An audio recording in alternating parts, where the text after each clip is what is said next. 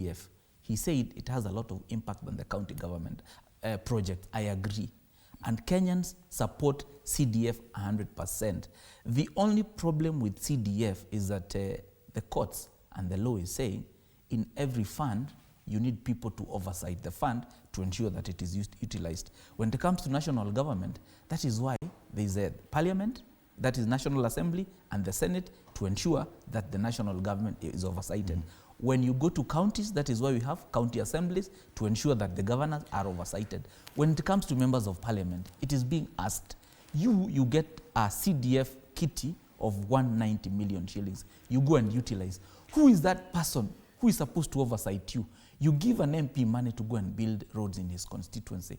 Then if there's a problem with that road, who is supposed to oversight that road? There has to be one person implementing and another person who is seated on the extreme end, oversighting, ensuring that in terms of quality, value for money, in terms of employing locals, etc., etc.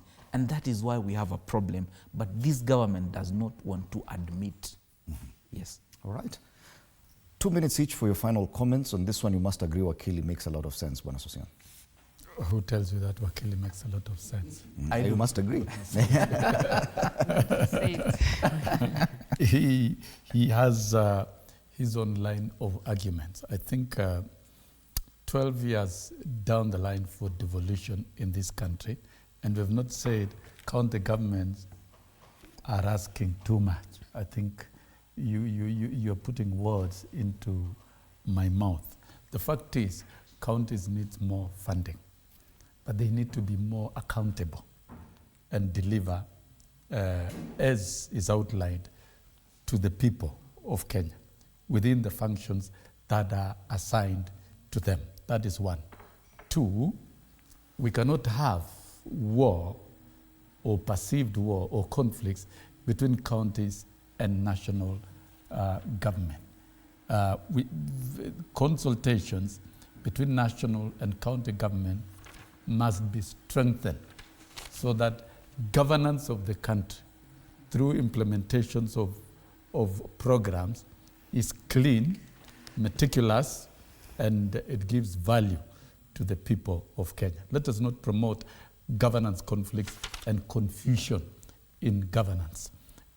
Number three, in terms of broad-based and the fishing expedition, those people think negatively. That then it looks like ODM is brewing a war against the broad-based. The leader of ODM is one Right Honorable Raila Amolo Odinga, who engages the president, and that is why there's broad-based. And the broad-based is not going to go away. It's going to be strengthened, and it's going to be a big thing when it comes to elections in 2027. And that time for politics will come.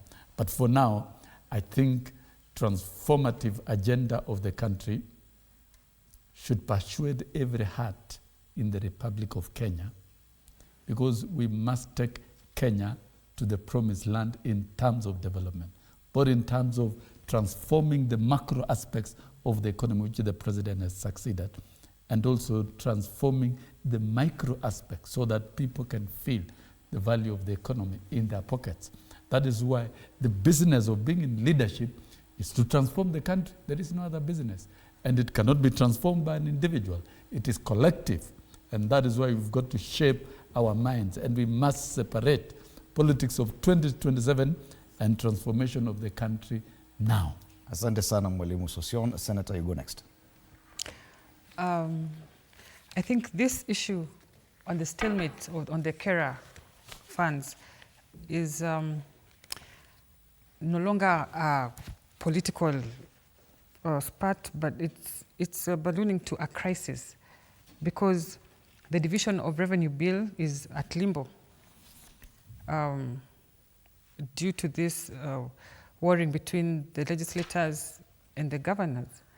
And the legislators are staying put that this crisis will go on unless the governors withdraw the case that they have filed in court, freezing these funds that traditionally have been used to develop constituency roads.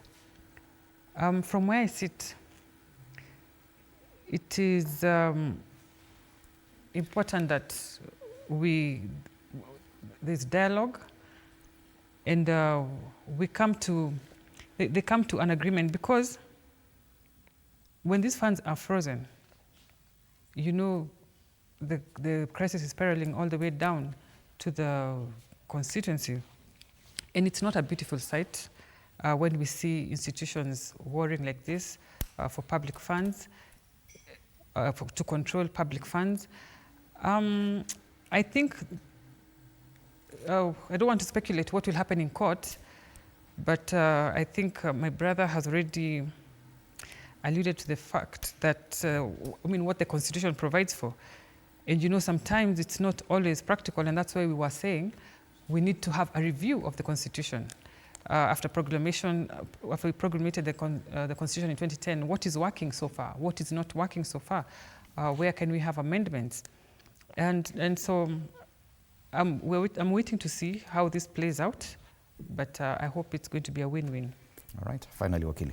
Thank you very much. Fred, I want to tell you the reason as to why you find this government and its supporters being so uneasy is because it's cornered. When they were coming to power, they promised the people of Kenya a working economy, a healthcare system that is working, an education system that is working. But if you look at the way things are going, it is the opposite. We are convicted that the way things are going, the country is going in the wrong direction. So the reason as to why you are seeing all these problems is because of corruption.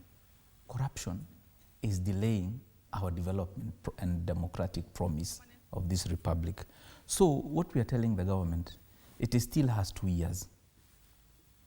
This financial year that is coming 2025, 2026, and 2026, 2027, if it must, let it redeem itself within the next 2 years. But from the way I've seen them do things, I am not convinced they will redeem themselves, because you remember the former Deputy President, His Excellency Gachagua, had kept telling about these things. But because this administration does not like truthful men, that is why they impeached the former Deputy President. But we are telling them, the people's loyal opposition is watching, and come 2027, the people of this republic will exercise their democratic right by electing a government that is pro-people, led by the Honorable Gachagua, Kalonzo Musyoka, Matiang'i, Tembea, Martha Karua, and so on and so forth. Thank you so Thank much. you very much, Fred. Wakili Boniface Nyamu.